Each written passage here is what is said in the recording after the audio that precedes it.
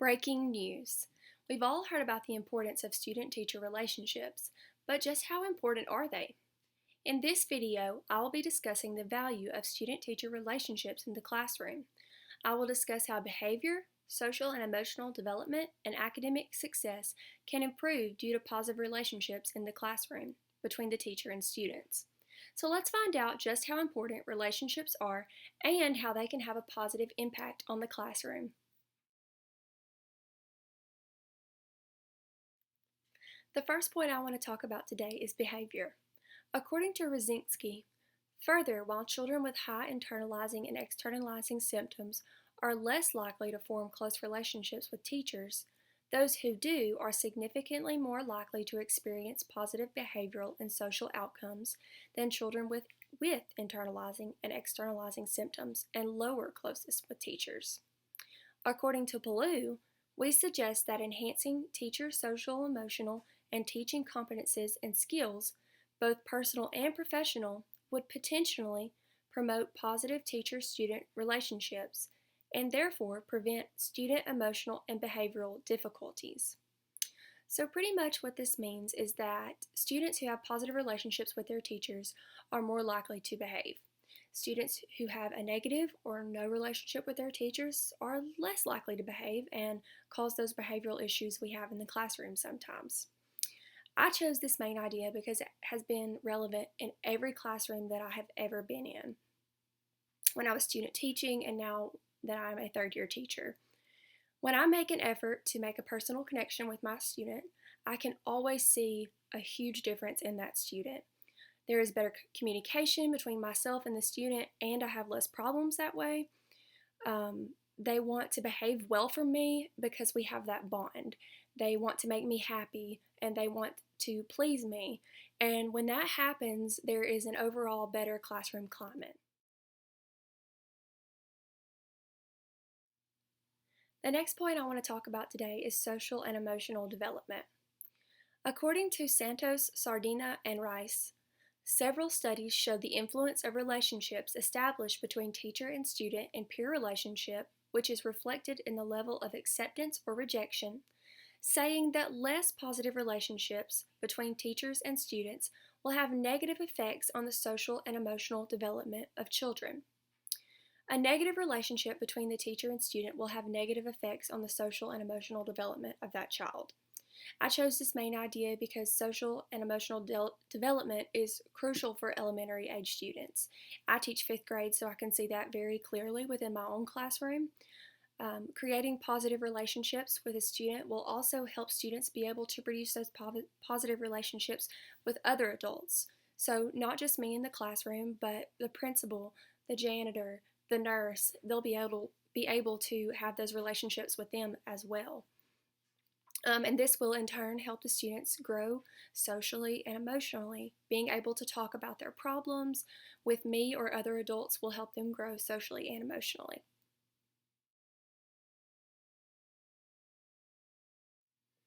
The last point that I want to talk about today is academic success. According to Rosinski, Brown, and Downer, ultimately, the social-emotional quality of the teacher-child relationship appears to be an important predictor of children's paths toward academic success or failure. Having a positive relationship with a child can predict whether that student will be successful academically. I chose this main idea because academic success is one of the main goals that students have when they come to school every day. They want to make good grades. They want to make good test scores for the most part. Creating a positive relationship with students helps foster intrinsic motivation within the students. So me having that personal relationship with them, they, like I said before, they want to do well, they want to perform well, and this goes right into academic success as well. They want to please me, but now they're also wanting to please themselves intrinsically. Students are more willing to talk about their grades. They're more willing to talk about what they understand and what they don't understand in class. And this helps me out a lot because I know personally I have 130 students. And so when I have that positive relationship with a child and they come up to me and say, "Miss Fose, I don't understand this," I can better help that child instead of seeing it on the test on Friday. If a problem is presented to me on Monday, I can help them then and I can help them sooner. But they feel confident to come and talk to me because we have that positive relationship. When students feel like they have that open line of communication with the teacher due to the positive relationship, they are more willing to ask questions and um, be involved in classroom discussions, which I feel is very necessary for academic success.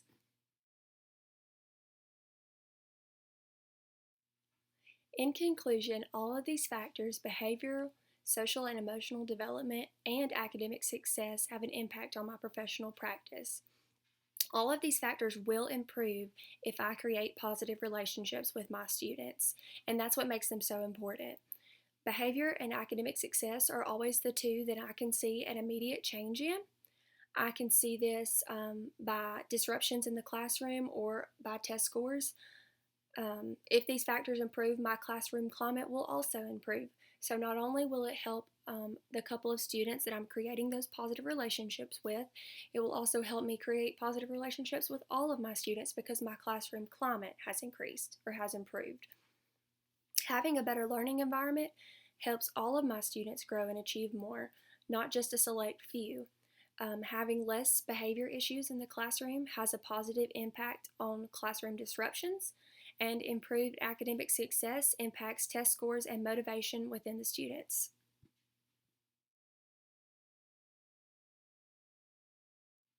Reflecting back on what I've talked about today, I believe that all of the concepts deriving from positive relationships are imperative for a healthy classroom, and those are academic success, social and emotional development, and behavior in the classroom. Creating a positive relationship is a very simple task and does not require much effort from the teacher. This can be a high five in the hallway, asking about a student's day, giving a hug when needed, um, attending an extracurricular event, or even chatting about common interests. Those are all ways that we can help create or foster those positive relationships in the classroom. Even small gestures can help foster positive relationships that can last a lifetime.